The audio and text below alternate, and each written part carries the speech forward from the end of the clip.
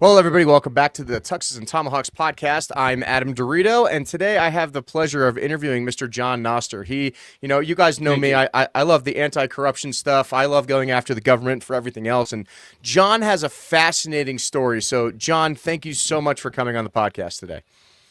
Thank you for having me on your podcast.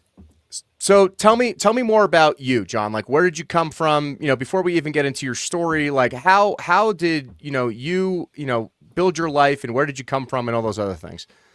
Okay. First, I want to say thank you for having me on your podcast. Mm-hmm. And I would like to share my firsthand account with America of my experience being accused of a federal crime.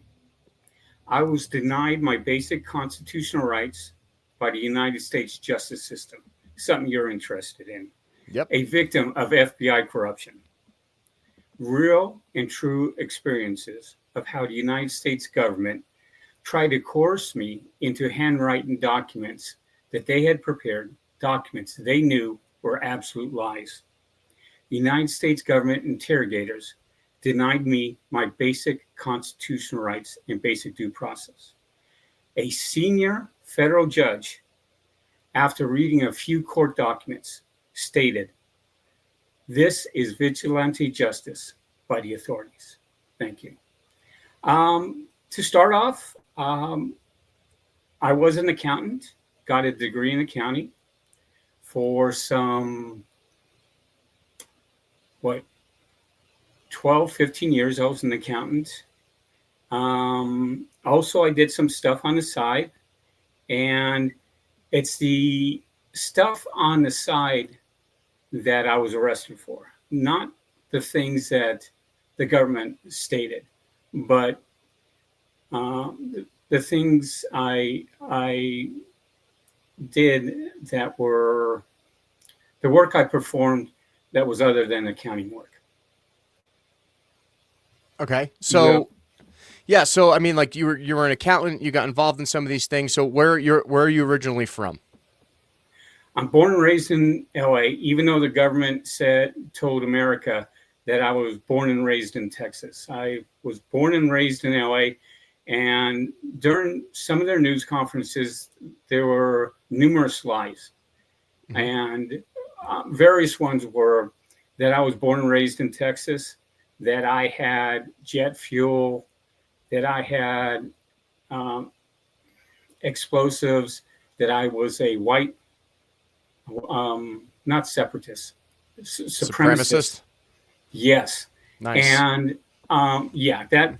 And I asked them, I said, what is up with this telling America that I was born and raised in Texas? And they said, well, the FBI and the DOJ both admitted that after their first story about me did not scare Congress and did not scare America, they went back to their offices, FBI back to their office in Washington, D.C., DOJ to their office in Washington, D.C., and they conducted research to find out what would scare, as they said, the stupid little Americans. Because they said Americans are obedient and Americans will always obey and believe everything we tell them. And so they went as they said, they conducted research to find out what would scare the American people. And I have a few of them here. One, that I had multiple rifle silencers, that I had pipe bombs, that I was anti-American, that I had a hatred for our government, that I was a white supremacist, that I had jet fuel, and then I had stolen guns for the furtherance of terrorism. Also, that I was born in Texas, which we already talked about, that I was born and raised in LA, Mm-hmm. and that I had schematics, and they talked about this lens letter. Let's stop for a second and talk about this. So how did you, okay, first, like, how did this even start? Like, how did the FBI target you? Like, how did they label you like white supremacist? Like, before we kind of get into like what they accused you of, like, how did this even start? Like, were you a January 6th guy? Like, were you posting things on the internet? Like, what was going on? No, good question. No, according to the United States government, for 12 years previous to this, I had been driving across the country and had been to some foreign countries. Mm-hmm. And they said that they had intercepted one of these trailers that I had been transporting across the country. I presented you some documents on some of these trailers. I also presented you documents on, they were threatening to charge me with treason, 3 counts of treason to the United States government. And my federal attorney was given a subpoena to appear before the Department of Justice. And in it, they showed various pictures and videos of me driving across the country. Okay. And to other foreign countries. They also presented him with documents about driver's license in assumed names, credit cards in assumed names, bank accounts in assumed names, and they also talked about passports in assumed names. And they asked my federal attorney, what the hell is going on here? We want to know what the hell is going on. Who the hell is this guy? And in the videos, in the pictures, according to the Department of Justice, they said, or according to my federal attorney, they had videos of me unloading crates from these trailers. And the U.S. government stated that these crates had military markings on them. Mm-hmm. And they wanted to know why I was transporting crates with military markings on them. Interesting. Very interesting. And that's what the government was interested in. Now, the government did talk about in news conferences that John had been driving across the country for years, that in various news conferences, they stated that I had 20 fake driver's licenses, credit cards, bank accounts. They never used the word passport. They used the word, to my knowledge, they used the word other identification. And then it went from 20 to the next news conference. It was 50 to 60 driver's licenses, passport. So how did they even come up with that number? Like, where did they find all of these things, or how did they even come up to that conclusion? Well, they did not disclose that to me, but eventually they said, isn't that a Brady violation though? 100. Like, isn't that a Brady violation? Like, if you have, evidence used against you that the prosecutor's using, aren't you entitled to that information and the sourcing of that under Brady? Let me tell you something. I don't know if you've ever been arrested for a federal crime or state crime or anything like that. I've never been arrested, but I have definitely dealt in federal court with the federal government, with the United States Air Force Academy. I'm very familiar about how a lot of these AGs operate. I'm very familiar with how corrupt they are and how much they lie and how much they hide things, through FOIA requests and everything else. So that's why I'm interested in, they obviously are violating your rights. And, the biggest thing that sticks out to me right now is, you said you had 2 forms of identification. They said you had 50 or 60. Okay, you have to show me where you have that information. You can't just accuse me of that, right? If you're using that as evidence. Well, they showed various documents to several lawyers of mine and a few of the federal attorneys. Okay. Now, one thing you learn when you're arrested, you have no rights. Correct. When I was interrogated, I asked for hours for an attorney. And as they say, you have no rights. Americans have no right. You have no right to an attorney. When they asked me about the pipe bombs, they asked me, how were the pipe bombs made? I said, I don't know how the pipe bombs made. They asked me again, how were the pipe bombs made? I said, I don't know how the pipe bombs were made. Then they told me how the pipe bombs were made. And then I said to them, why did you tell me how the pipe bombs were made? They said, because now when we ask you how the pipe bombs were made and you say you don't know, that's lying to federal agents. Right. So they asked me again, how were the pipe bombs made? I says, I'm not going to comment. The thing is, the federal prosecutor in my case, the federal grand jury had approved charges for possession of multiple rifle silencers, for jet fuel, for possession of, for theft of guns, also for possession of unauthorized possession of corporate checks and unauthorized access to corporate bank accounts. Okay. Now the federal in court. Now this is previous to the judge.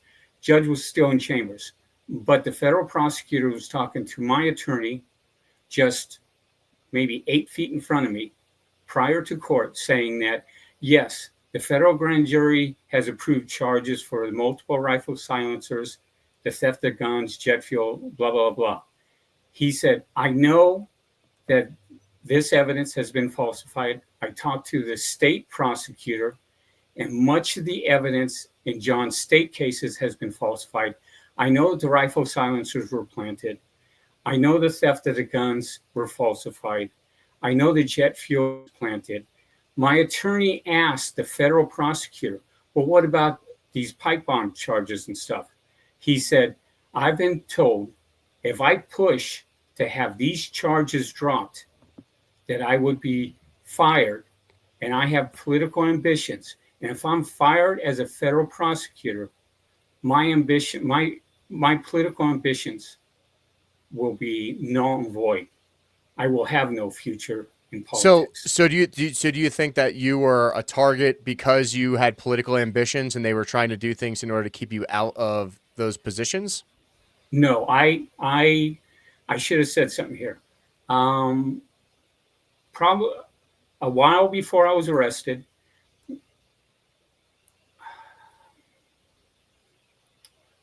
according to the U.S. government and my attorneys, one of these triple axle trailers that they say I was transporting across the country was intercepted by the U.S. government.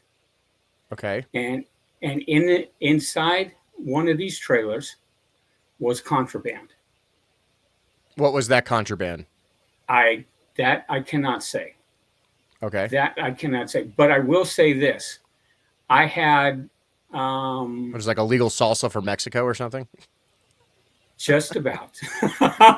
Perfect. But I did have federal agents tell me that this trailer was intercepted.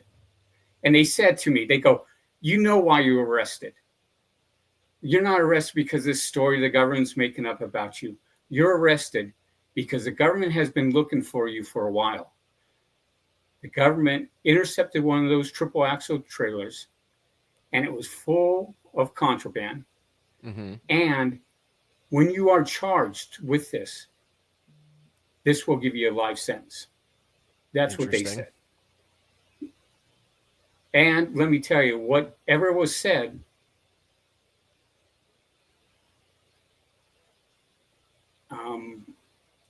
it did intimidate, it did affect my federal attorneys. Yeah. So I mean, okay, so they pulled this triple axle trailer saying it had full of contraband. Obviously, it was interstate things. That's how the feds get involved. So why do you think you were the target of this operation? Like, what was their end state? Like, what was the reasoning Oh, I for them wasn't. doing this? I wouldn't say I was a target. This was something I had been doing, or excuse me, I shouldn't say I had been doing. According to the U.S. government, this is an activity I was involved in for just over 12 years. Okay. And that they were watching me, and that they came up with this idea that something other than 100% was going on. And they intercepted one of these trailers. Now, one thing is, the U.S. government, to scare the American public, said that I had jet fuel, that I had 55 gallons of jet fuel, various 55-gallon drums. I never had a drop of jet fuel. That was stated by the FBI and the DOJ to scare America. As I asked them, I said, why did you tell them I had jet fuel? They said, because if we told them you had unleaded gasoline, it wouldn't scare anybody.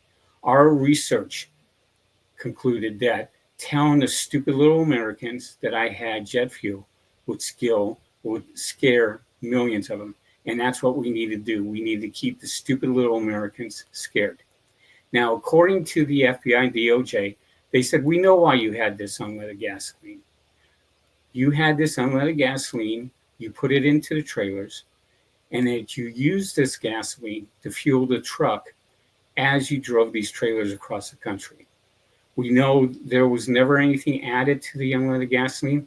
That was your one and only purpose for having the unleaded gasoline. Yeah. And what happened is they, according to the FBI and DOJ, they intercepted one of these trailers, and that's what started this whole thing. And that they were looking for me for quite a while to try and find me. Okay. So then how did the case progress from here? They had all this circumstantial evidence against you, and then they start dragging you into court proceedings. So what was going on when that was happening? Okay. I was charged in state court for grand theft auto. Mm-hmm. But as the documents show, and as FBI agents and DOJ agents bragged, they said, you never stole a truck. No truck was ever stolen. But we got a conviction because we faked the loan application. Mm-hmm. The loan application is handwritten. I did handwrite a loan application, but the loan application used in court is not my handwriting. It was not done by me. It was not done by anybody I authorized to write it. Mm-hmm.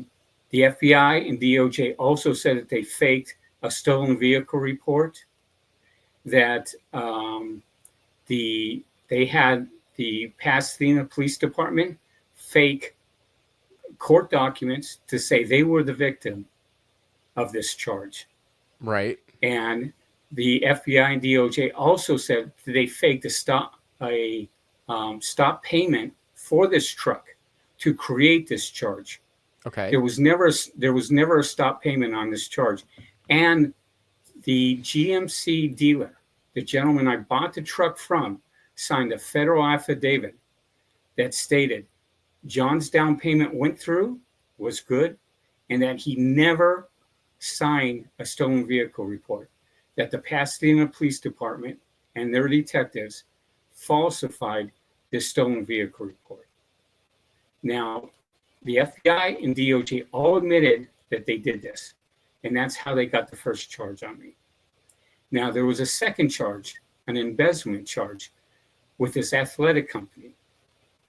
Now, the FBI and DOJ, during interrogations, admitted that I never embezzled from them because for 4 months, this athletic company said, I never embezzled from them. John never embezzled, and there was no embezzlement. And then the FBI and DOJ laughed and they said, we found out that this athletic company was committing tax fraud, falsifying federal documents, and lying to Congress. What there was congressional hearing about baseballs coming off of metal bats and hitting pitchers in the head. This was quite a few years ago. Okay. But there was a congressional hearing about that. So this athletic company was conducting research. And according to the FBI and DOJ, when they talked to him about it, the owner of this company said, I don't care about these little brats. These little brats try to steal my company. These little brats, now these are statements made by the FBI and DOJ. These little brats knew the consequences of their actions when they walked onto the baseball field. And I don't care how many of these little kids were hurt. According to the FBI and DOJ, he told them that when bat tests did not go their way, they would have employees pay for these bat tests so that they would not have to disclose these bat tests to Congress.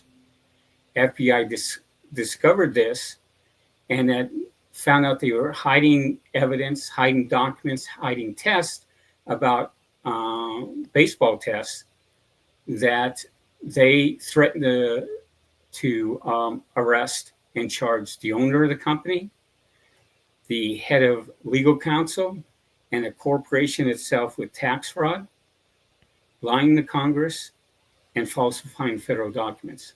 And they So said, did this have to do with the MLB? Like, was this made like supplies to the Major League Baseball? Like, well, from my knowledge,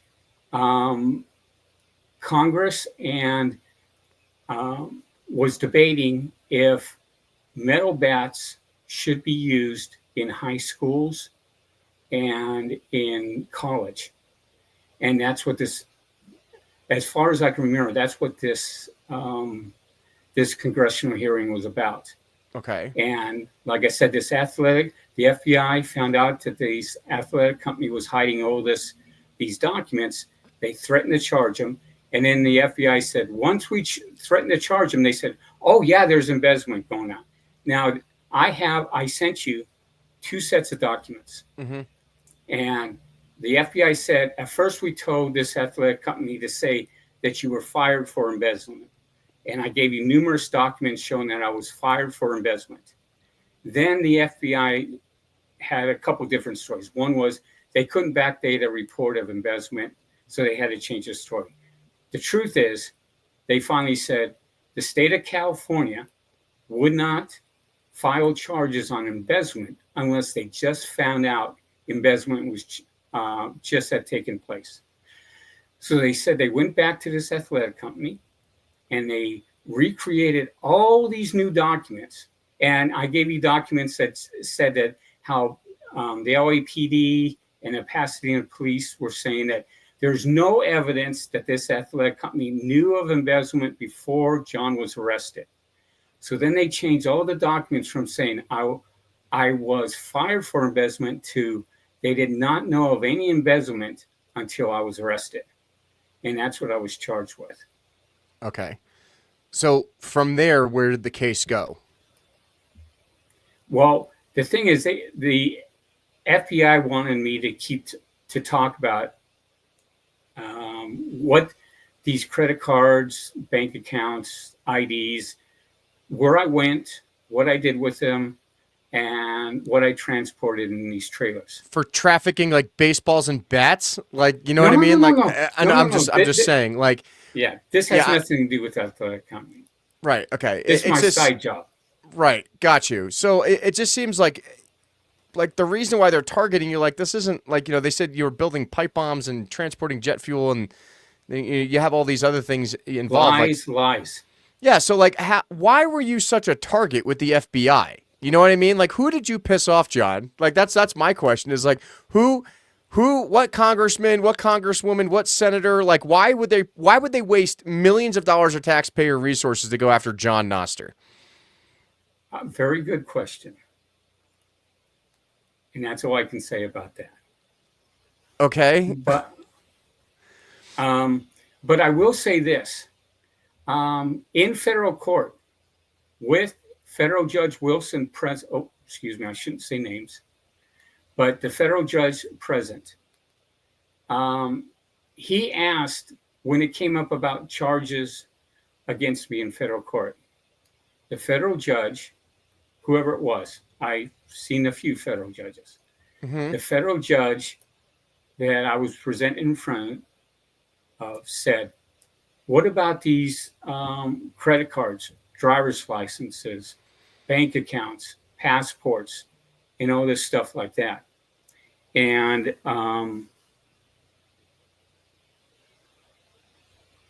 let me try and find my notes here.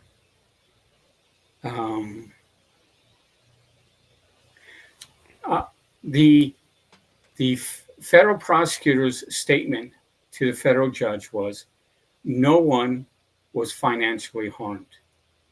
Okay. So therefore, no one was financially harmed. And at this time, the government has no interest in pursuing charges against the defendant. Okay. And this defendant, this federal judge said, I don't give a shit if no one was financially charged. I don't care if no one was financially harmed. This defendant committed wire fraud, money laundering, credit card fraud, bank fraud, falsifying federal documents. Yeah, but like against who? Said, like your company? Like for interstate commerce? Like is that what like this is all based on? Like so this is like a federal charge, the FBI, they're basically charging you with a bunch of white collar crimes, and then you got some bombs and jet fuel mixed in there apparently. No. This is the thing. The federal prosecutor says at this time the U.S. government is not interested in pursuing charges. Now, the federal judge says, I have seen numerous documents of discovery, and I have seen that millions of dollars have gone through these bank accounts every year. Were they your bank accounts? Good question. But millions of dollars had gone through these bank accounts that for years he had been using these credit cards, driver's license, passports, and he should be charged with these crimes. And I was never charged. And about 2 months after this conversation, and this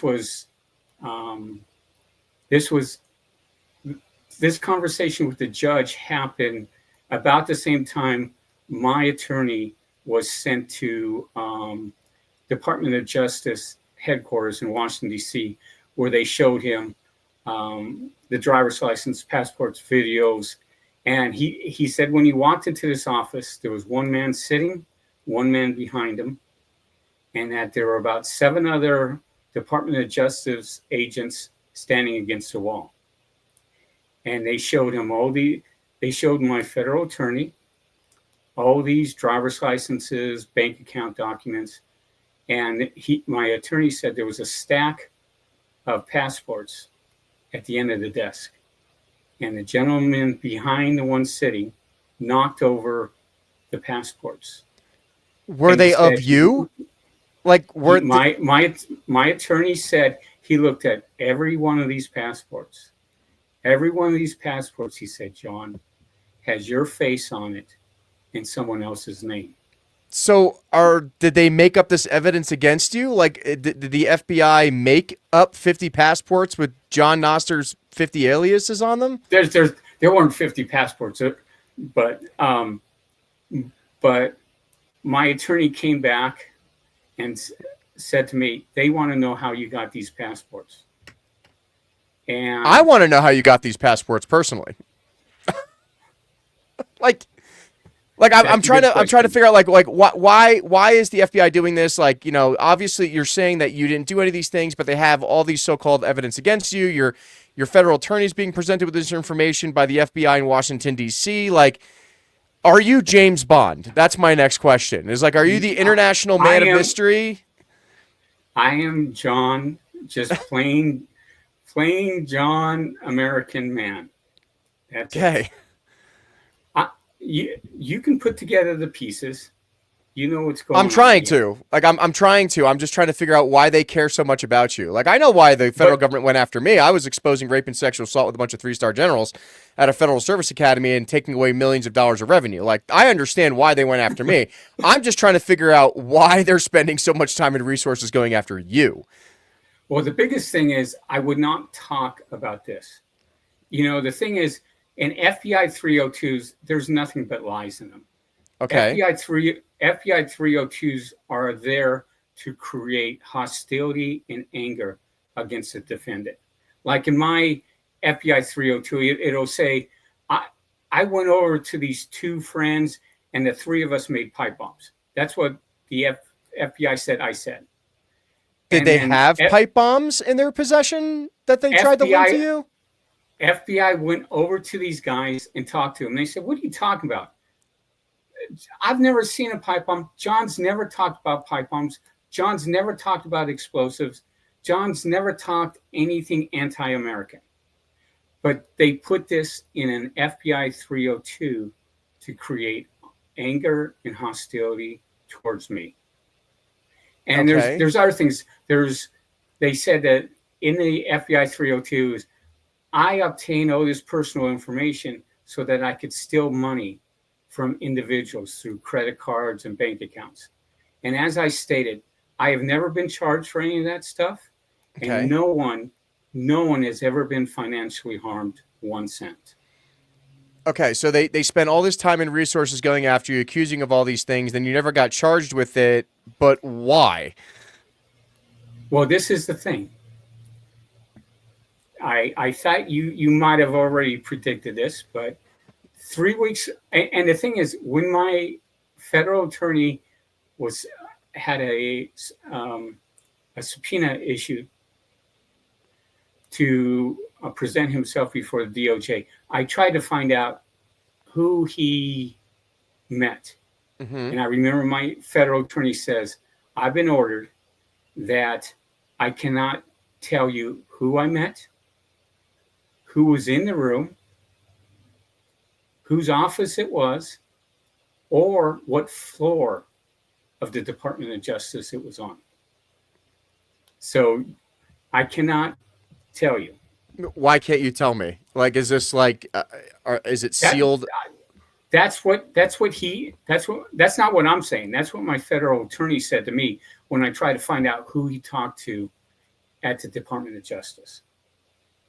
He told me he couldn't tell who he met with, who was in the office, whose office it was, or what floor it was on. Is this under the Biden administration? No, this was under the what's his name? Bush. Okay, so this is a minute ago. Okay, so yes. So after all of this stuff occurred, you never got charged. They put all this time and resources into you. Like, here's the thing I meant to say with that my federal attorney, the same one who was issued a subpoena to appear to the Department of Justice, received another subpoena to appear before the Department of Justice in Washington, D.C. I assume to meet the same individuals. 3 weeks later, after the first time, 3 weeks later, he went back to the Department of Justice. He said he was asked to come into the office. He said the same 7, 8 people were along the wall. There was one guy sitting, no guy behind him. And he said that they asked him to sit, and the guy sitting down at the desk asked him, so you know why you're here, correct? And my federal attorney says, no, I do not know why. And he said, are you sure you do not know why? He said, no. He said, has your client told you anything? And he says, no. He says, all the evidence we presented in front of you, the credit cards, driver's license, bank accounts, passports, pictures and videos of my travel have all disappeared. Mm-hmm. We want to know how the hell and who authorized the destruction of this evidence. Wait, so they destroyed the evidence that they presented against you? They don't know what happened to it. Wait, what? That doesn't make any sense. Like, that literally doesn't make any sense, John. Like, I have no idea why they'd spend all these time and resources to charge you with something, or they were going to, and then the evidence that they're using against you disappears. Like what is this? What is this connected to? Like, is this a Department of Defense thing? Is this an FBI thing? Like, did a congressman bang some hooker in Tijuana and then you found out about it and they went after you? Like, there's got to be some base reason of why they would spend all of this time and resources against you and then magically poof, it's gone. Like, did you commit 9/11? Is you know what I mean? Like, if this is under Bush, it's like, yeah, I'm just trying to I'm trying to connect the dots for the audience, right? You know, I understand you understand your case very well, and you know I understand government corruption and federal agent corruption very well. But I'm just trying to connect the dots of why the U.S. government would spend so much time and resources against an American citizen, and then poof, nothing, it's gone. That's a good question. The only way I can say it is not everything. Are you not allowed to talk about it? Like, has this been like sealed in a court document or something? Is that why you can't explain why all this happened to you? The best thing I could say is not everybody knows everything that happens within the family. Okay. That is a good answer. Okay. So what happened with the result of your case then? Well, I was tried for the having the pipe bombs, and I wanted to fight it. Like well, Ted Kaczynski style. Like Ted Kaczynski's Unabomber in Montana. Well, the thing is first is the first story was, you know, they presented to Congress that I was a terrorist and that these pipe bombs were going to be used for it. And they said at their first story, and let me go back a step here. The FBI and DOJ said in interrogations to me that for 2 weeks, they told the Pasadena police, the Los Angeles Police Department, and the LA sheriffs to come up with a story. And that they promised them that John is never going to be released, that we have enough evidence to give John 3 life sentences. And as I showed you, that's pretty serious. Like, that's pretty serious. So I'm so trying the thing is, the cops, they said they went to the cops. They told them John is never going to be released. John is never going to be able to tell anybody the truth. And any monies found, we will give you that money as long as you create the documents, create the court documents, the evidence that we want you to create. So they spent this time. They came up with a story. But for what? John, like, for what though? Like, okay, so now they're saying they're going to charge you with all these things, but then they're saying they're going to take all the money and give it to your lawyer, whoever else it is, if they frame you for this. But like, for what? Well, like, getting domestic terrorism charges is a big deal, right? So I'm trying to wonder. I'm trying to figure out, and the audience is trying to connect the dots of why they're doing this to you, and why it all just went away. As they said, I asked them. I said, "What the hell is up with these saying I had pipe bombs and I had this and I had this?" They said, "We're going to use you to scare the stupid little Americans. We need to keep the stuput little Americans scared." Now, remember, this was like what, like the general public, stupid Americans, like the, yes. But like, why are they trying to use you as an example to why you shouldn't commit domestic terrorism and white nationalism or something? No, like a Waco thing, a Ruby Ridge thing, like. No, this is something because they said by scaring the stupid little Americans, we get everything we want. And what is that? As they said to me, we get more power, more control, more money, and the stupid little Americans lose more of their rights. As long as we keep the stupid little Americans scared, they lose more of their rights, and we have more power, more control over them. So you believe that you, as well as maybe several other Americans over the last 2-3 decades, have been specifically targeted in order for the government to gain more power and scare Americans into complying to whatever the federal government tells them to do, and if not, they're just going to charge you with domestic terrorism? Well, this is the thing. They did not think I would ever be released. Okay. Okay. And and I'm only telling you some of the stuff. Okay. The real reason, I wish I could sit here and tell you the real reason I was released, but I have never been one of these government conspirators and stuff like this. You can look up my name. You can talk to every one of my friends. Did you see the alien spaceships in Area 51? Is this why they're doing this to you, John? Like, you got to know something on the government. You know what I mean? Like, because you won't say why you were released. I'm not saying I don't. Okay. Okay. I'm not saying I don't. But the thing you have to remember is you've stated several times that these are serious charges. Terrorism, serious charges.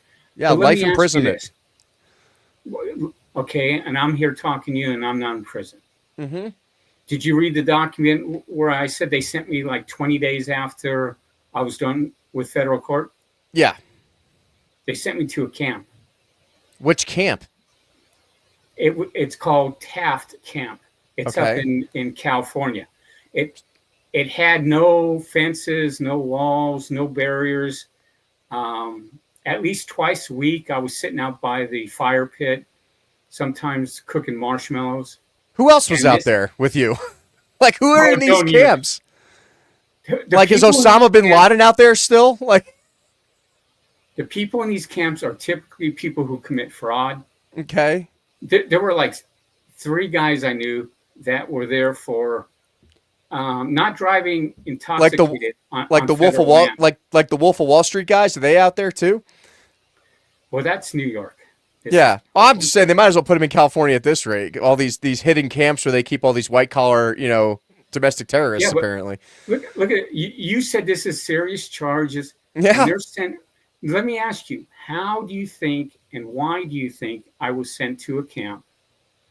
And just days after federal court, I'm sitting under trees, pine trees, watching birdies go through the trees, sitting there with my chair, having a drink or two, and non-alcoholic. Sure. But, sitting there by a bonfire, toasting marshmallows. Why? And there's no cells. There's no cells. We had cubicles, just like an office. And at Christmas time, I put up my Christmas lights, and I went and made gingerbread houses, and I got second place and got 2 bags of commissary. Okay, hold on, wait a minute. So the federal government puts you out there to build gingerbread houses and roast marshmallows on a federal internment camp for domestic terrorists. This is fascinating. I did not know American prisons were this awesome. I mean, who doesn't want to go build a gingerbread house and roast marshmallows and drink non-alcoholic beer for committing domestic terrorism charges, apparently? You missed Friday night. Friday night, we would see first-run movies, but they would give everybody free sodas, free popcorn. Every Friday, we would sit there and eat free popcorn, free sodas, and we played bingo for commissary bags. What is going on right now? This is John. This is wild. I would be out at 2:00 in the morning with the bonfire going when they called yard, and we'd be toasting marshmallows. Me and my friends would look over the valley. This is what it was like. Okay, so how did you get out of this Candyland prison, apparently in Taft, Northern California? No, it's Central California. So this Taft prison in Central California. Like, how did you end up removing yourself from this situation? Well, my time ended, and I went to a halfway house, and then I went and got a basic job. Okay. Did you go back to accounting? Like, what were you doing after that? Oh, no. I just did basic warehouse work. Okay. So they just release you? Yeah. After all this, with no explanation. No. I gotta go. I gotta, like you said, these were serious charges. Yes. They want to keep me behind bars. So what happened is I was out for a few years, or like 2.5 years. Uh-huh. And then, well, I hate to do this, but I have to go back a little bit. Okay. When I wanted to fight the charges in federal court, the FBI and DOJ came to me, and they threatened my life, they threatened my father's life, and they threatened the life of my sister. They said, if you go and take this charge to trial, we will go and have federal agents and reporters go to your dad's house every day of trial, and the federal agents and our reporters will go door to door, talk to your dad and the neighbors of your dad. And your dad's not doing real well right now. We've talked to him. How do you think your dad is going to do with our reporters and our federal agents going door to door and having your dad's friends ask him every day you're in court, every day you're on trial, is your son really a terrorist? Do you think your father is going to survive that? And then, let me get this here. And then they said, we're going to go to your sister's work, and we're going to talk to your sister's fellow employees and her bosses. How long do you think your sister is going to keep her job with our federal agents and our reporters going day after day, talking to her bosses, talking to her fellow employees? How long do you think she's going to keep her job? And then they said to me, you could take this case to federal trial. Mm-hmm. If you and you could win this case and charges be dropped. But if you take this case to trial and win this case against the federal government, we will have you charged with trying to have sex with little girls. Wait, what? What? So now they're trying to charge you with pedophilia on top of domestic terrorism charges and white-collar crime, and go after your family for these things. This is what they said. And in 2.5 years after I was released, I was arrested for, guess what? What? Trying to have sex with 12, 13, 14, and 15-year-olds. Oh, God. Okay. You didn't actually do that, right? No. Okay. Just want to make sure that that's clear. No.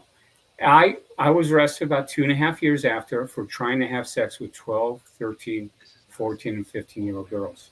Okay. Now, when I was arrested, there were 30 vehicles, FBI agents, LAPD, and Sacramento police. The staging area, I believe, was 13035 through 13013 Satakoy Street in Panorama City, California. Mm-hmm. There were 30 vehicles. Now, when I was arrested, I was in the Sacramento police car with 2 detectives. Detective number 1, she said she was recording this interrogation on her personal phone. Right. A few minutes later, these FBI agents walk up to me with the dark blue, yellow letters on it. And they said to me, we want to know where the explosives, where the pipe bombs, where the documents are. I said, there were no pipe bombs the first time. There were no explosives the first time. There are no pipe bombs. There are no explosives. There are no writings this time. It's the same as the last. Your superiors have lied to you. There was none when I first arrested, and there are none today. And they said that they had gone through my apartment. They've searched everything. They said they had 2 FBI dog teams. They couldn't find anything. They said they went through all my documents that are there. Nothing. And I said, that's because when I was first arrested years ago, there never were any pipe bombs. There never were any explosives. There never were any writings. They walked away, and I'm there with the 2 Sacramento detectives. And detective number 1 turns to me and says, you know, the FBI is the one pushing for this charge. The FBI is the one that wants this charge. Why? And they want this charge. They want this charge not because of what you've done, but because of what you know. And by charging you with having sex with little girls, 12, 13, 14, and 15-year-old girls, is going to destroy any credibility you have. No one is ever going to listen to you because we have charged you with trying to have sex with little girls. Now, all these charges were dropped. Okay. And I actually had I sent you these documents. I'm surprised this is No, I mean, I did send you these documents. Yeah, that's fine that I've reviewed them, but I'm trying to connect the dots for the audience about why all this is happening because no one understands why this is occurring, John. These are some pretty serious charges: domestic terrorism, white collar crime, pedophilia, going after your family, locking you in an internment camp. Why? Why are they doing this to you? Okay, now this is the thing: is after all charges were dropped, and then of course they sent me back to federal court because I only had like 26 days or something like that left on federal supervised release. And according to the FBI, that it took them a month and a half to find out that all charges were dropped. So I was able to find an attorney to file a civil rights lawsuit. Okay. The important thing here is just days after all charges were dropped, days after, I'm still in Sacramento, the FBI came and visited me. The FBI came and said to me, you know why you were charged with this? We told you to keep your mouth shut. Keep your mouth shut about what? You need to keep your mouth shut. And we know you've been talking to reporters. So we warned you, we threatened to charge you with having sex with little girls. That's why you were arrested. And then they said, the same method we used to falsify your handwriting, your writing, your signature, we used the same method to falsify Deputy District Attorney Andrews' handwriting and signature. Now, So the FBI admitted to you that they falsified documents on your behalf? Yes. Okay. Many. I told you before where they admitted that they falsified. Is there any? That's a given. I understand that, but I'm just saying, like that's a very big accusation, and I'm just trying to say, like, was this the truth? I'm not doubting what the truth is. I'm just saying, like, did a judge figure this out? Like, how did all this get dropped? Because, like I said, most people that are charged with this are going to prison for 25 years plus, right? So I'm trying to figure out how you got out of this. Well, the charge is 27 years in California, right? But all charges were dropped. A couple of things you need to know. First, evidence was destroyed. Now, I gave you documents, but they admitted in court, and I have the documents there, that this pedophile, that his pictures, his videos, and his phone number were destroyed. Because this little girl had this guy's pictures, videos on her phone. But they admit that they destroyed his pictures, his videos, and his phone number. My attorney asked, how was that done? And they said, because the Sacramento police were downsizing, and they were moving this detective from detective to street. And they hired a new detective, and when she arrived, she thought the desk was dirty. So she put a trash can next to the desk, threw everything in the trash can, and threw it away. That was her explanation in federal court of how this evidence was destroyed. Now, the FBI was running a parallel investigation. So when my attorney found out that this evidence was destroyed, he contacted the FBI. And to his surprise, the FBI admitted that they had also destroyed this guy's pictures, his videos, and his phone number. Now, remember, the Sacramento police still have this girl's phone. Right. They still have her phone. Okay, another thing is that my lawyer found out while I was arrested, this pedophile was still running his chat site. He was still raping 12, 13, 14, 15-year-old girls. Did they ever find this guy? Incarcerated. Did they ever find this guy? And the thing is the girl and the mom were told by the court system to have a 10 to fill out a 10-question questionnaire to identify this pedophile.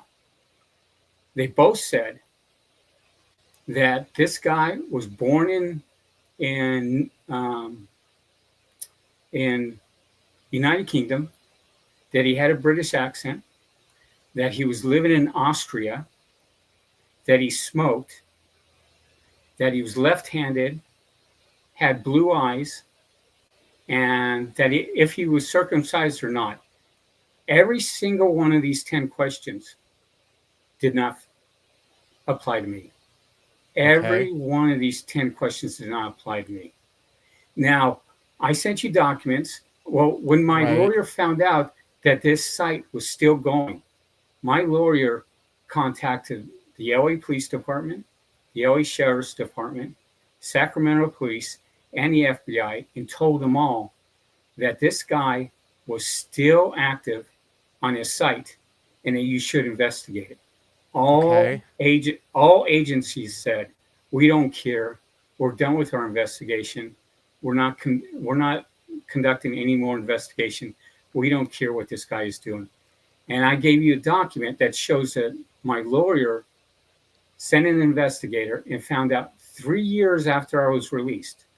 3 years after I was released, this guy was still raping 12, 13, 14, and 15-year-old girls.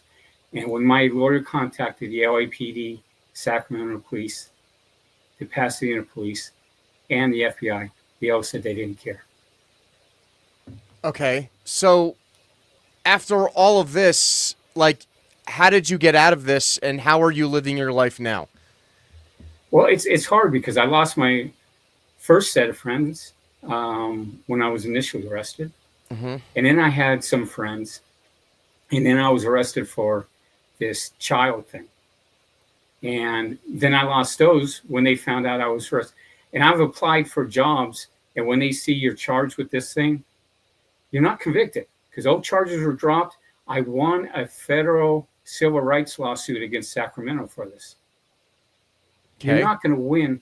You're not going to win a federal civil rights lawsuit unless you are 100% innocent. Okay. And I was arrested. I was arrested, as I said, by the FBI because when I was being interrogated by Sacramento, they said, you are being arrested, not for what you've done, but for what you know. And that the FBI wants you arrested so that you can be discredited. No one will ever talk to you, and no one will ever believe anything you have to say. And I thank you for having me on this show. Yeah, no, I appreciate that, John. So any closing words to the audience about your experiences and, you know, any words of wisdom to them moving forward? Well, the one thing I want to say is don't believe everything the FBI tells you. Mm-hmm. You know, go and think about it. And I just want to say that the U.S. government and the FBI are both very corrupt in what they do and in what they say. And do not believe what they say. You know, question it. Look, you know, think about it. That's what I ask you. Great. Well, John, I want to thank you so much for coming on the show today and telling your story of enduring this, you know, wrongful prosecution by the federal government. And it's, you know, my experience with the federal government hasn't been too great either. You know, there's obviously massive corruption in the Attorney General's office and everything else. And I hope, you know, a lot of people out there understand that when you start exposing the truth or, you know, exposing the lies of the federal government, that, you know, it could end up very bad for you, as in the story that you just told us. Yes. Thanks again, John. I appreciate it. No, thank you for coming on the Tuxes Tomahawks podcast. We'll play the closeout. And, you know, like I said, this episode will be live on all platforms on Monday. And I hope everyone here that watched it live enjoyed your story. Thank you. Thanks, John.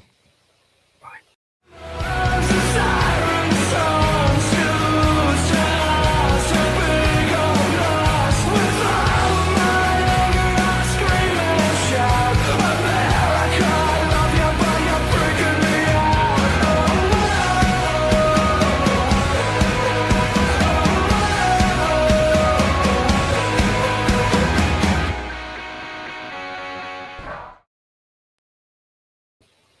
Awesome. Thanks, John. I appreciate your